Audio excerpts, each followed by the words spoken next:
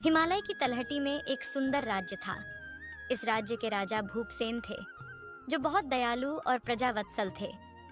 एक दिन राजा अपने महल में उदास बैठे थे, तभी उनके गुरुदेव आ गए।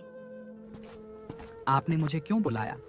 क्या कोई आवश्यक कार्य है और आप इतने उदास क्यों हो? गुरुदेव, आप मेरी उदासी का कारण भली भांति जानते हैं।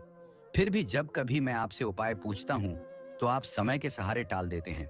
हाँ राजन, यह सत्य है, लेकिन अब उसका समय आ गया है। अपने राज्य के उत्तर में एक अराशी रहते हैं। उन अराशी के आशीर्वाद से आपकी इच्छा पूरी हो सकती है। आप आज ही उनके पास जाएं। राजगुरु की बात मानकर राजा उन ऋषि के पास जाने के लिए तैयार हुए। काफी समय चलने के बाद राजा ऋषि के पास पहुंचे।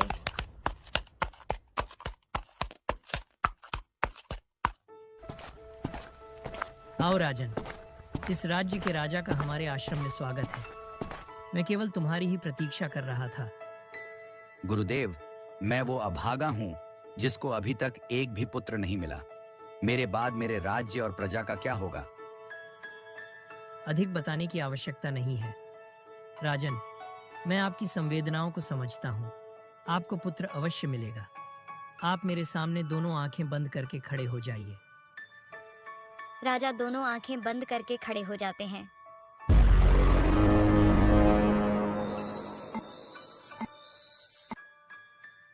अब तुम अपने राज्य लौट जाओ। समय आने पर तुम्हें एक सुंदर पुत्र प्राप्त होगा। गुरुदेव, इतनी कृपा की है तो थोड़ी कृपा और कर दो। मुझे मेरे पुत्र का भविष्य बताने की कृपा करें। राजन, तुम्हारा पुत्र एक प्रतापी राजा बनेगा।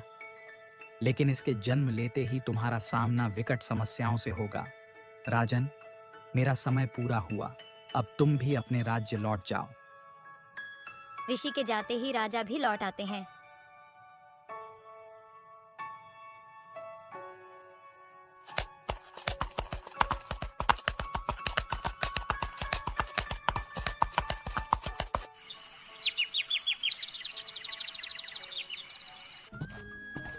समय आने पर राजा के घर एक पुत्र का जन्म होता है।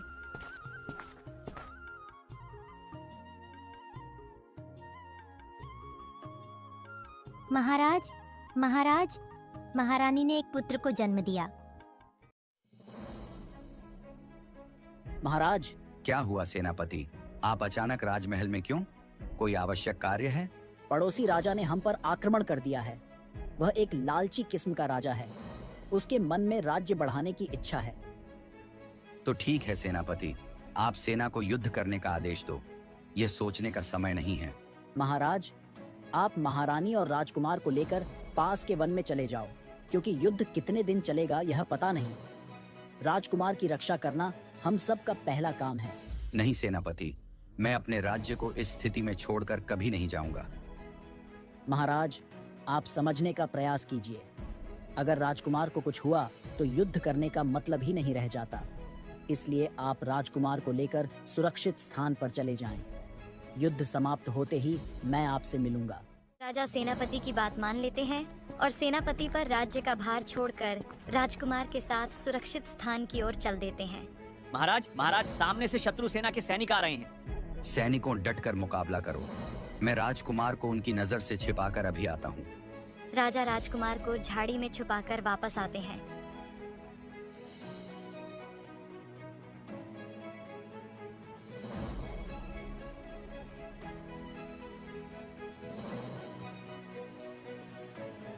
महाराज, हमने शत्रु सैनिकों को मार दिया। अब आप राजकुमार को ले आइए। राजा झाड़ी देखते हैं तो राजकुमार वहां नहीं होता है। राजा रोने लगते हैं। तभी उनका सेनापति आ जाता है। महाराज, आप रो रहे हो, यह खुशी की बात है कि हम युद्ध जीत गए। सेनापति, तुमने राज्य बचा लिया, लेकिन मैं राजकुमार को नहीं बचा पाया। मैं शत्रु सेना से बचाने के लिए राजकुमार को यहीं रखा था, लेकिन लगता है कि शत्रु सैनिक अथवा किसी जंगली जानवर ने इसे मार डाला। सेनापति राजा को समझा बुझाकर राज्य ले गया, लेकिन राजकुमार को किसी ने मारा नहीं था, बल्कि एक शेर उठा ले गया था। जब शेर अपनी गुफा तक पहुंचा तो उसे किसी जानवर के पैर के निशान दिखाई दिए। लगता है कि मेरी गुफा में इससे बड़ा शिकार है। यह सोचकर शेर ने बच्चे को छोड़ा और गुफा में चला गया। इतने में एक ब्राह्मण आए और बच्चे को उठाकर अपने साथ ले गए। अरे भाग्यवान, देखो क्या लाया हूँ, कितना सुंदर बालक है।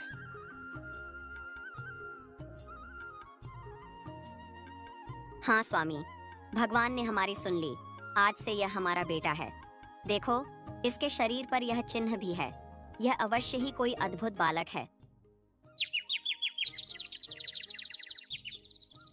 वह बालक चंद्रमा की तरह बढ़ने लगा। बालक के थोड़ा बड़े हो जाने पर ब्राह्मण उस राजकुमार को गुरुदेव के पास शिक्षा दिलाने ले गया। ध्यानु, क्या यह तुम्हारा पुत्र है? हाँ गुरुदेव, मैंने इसे अपने हाथों से पाला है। यह मेरा ही पुत्र है। पता नहीं क्यों ध्यानु, मुझे इसमें किसी राज्य के राजकुमार की छवि दिखाई देती है। और फिर देखो, इसके चक्र का निशान बना है। लेकिन कोई बात नहीं, मैं इसे सारी विद्याएं दूंगा। इसे हर काम में निपुण कर दूंगा। यह सुनकर ध्यानु खुश होकर घर लौट जाता है। राजकुमार गुरुदेव की सारी बातें ध्यान से सुनता है। गुरुदेव उसे सभी शिक्षाएं देते हैं। इस तरह बहुत दिन बीत जाते हैं। राजकुमार अब एक नवयुवक हो चुका था। बेटा, अब तुम अपने घर जाओ, क्योंकि तुम्हारी शिक्षा पूरी हो चुकी है। अब तुम हर प्रकार से पारंगत हो चुके हो। जो आज्ञा गुरुदेव। मुझे सभी प्रकार की विद्याएं सीखने के लिए आपका धन्यवाद। फिर एक दिन गुरुदेव की आज्ञा से वह लड़का अपने घर चल देता है। अरे राजकुमार की तरह दिखने वाले व्यक्ति इधर कहाँ जा रहे हो? गुरुदेव, इधर मैं अपने घर जा रहा हूँ और मैं कोई राजकुमार नहीं हूँ। मैं इस राज्य में रहने वाला ध्यानु ब्राह्मण का बेटा हूँ। तुम किसी के बेटे हो, लेकिन दिखते तो राजकुमार की तरह हो। इसका फायदा उठाओ और राजमहल जाओ। आज इस राज्य की राजकुमारी का स्वयंवर है। देश विदेश से राजकुमार आ रहे हैं। यह कहते हुए वह व्यक्ति चला जाता है और राजकुमार अब घर न जाकर राजमहल की तरफ चल देता है। महाराज, अगर हमारा बेटा बचपन में हमसे खोया ना होता तो आज इतना बड़ा हो जाता। हाँ महारानी, लेकिन पता नहीं अपना बेटा है भी या नहीं, क्योंकि वह हमसे जंगल में बिछड़ा था।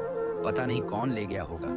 जब सभी व्यक्ति राजकुमारी के स्वयंवर में आ गए तो राजा ने घोषणा की, यहाँ से 50 मील की दूरी पर एक वन है। उसमें एक दुष्ट राक्षस की गुफा है। उस गुफा में राक्षस के पास एक दिव्य अंगूठी है। जो कोई अंगूठी को लाकर देगा, मेरी पुत्री उसी के गले में वरमाला डालेगी। यह सुनकर सभी एक दूसरे का मुंह देखने लगे। महाराज, मैं आपकी शर्त पूरी कर सकता हूँ, लेकिन मैं राजकुमार नहीं हूँ। मैं एक ब्राह्मण पुत्र हूँ। क्या आप मुझे यह अवसर देंगे? हाँ, तुम्हें यह अवसर जरूर मिलेगा। तुम चाहो तो अभी प्रस्थान कर सकते हो। तभी राजा की अनुमति लेकर राजकुमार चल दिया। राजकुमार, ओ राजकुमार, इस तरफ कहाँ जा रहे हो? नीचे कहाँ देख रहे हो? ऊपर देखो, ऊपर। मेरा नाम मिट्ठू है और मैं यही रहता हूँ। रहने की बात तो ठीक है, लेकिन मेरे पिता तो ब्राह्मण हैं। फिर तुम मुझे राजकुमार क्यों कह रहे हो? क्योंकि मेरा मन कहता है कि तुम राजकुमार हो और मेरा मन कभी झूठ नहीं बोला। वैसे राजकुमार, मुझसे दोस्ती कर लो, क्योंकि मेरा कोई मित्र नहीं है और तुम भी अकेले भटक रहे हो। ठीक है, कर ली दोस्ती। तो बताओ दोस्त, इस जंगल में क्यों भटक रहे हो? मैं उस गुफा वाले राक्षस की तलाश में हूँ। मुझे उससे अंगूठी लेनी है। वह गुफा का राक्षस? बाप रे बाप, भाग।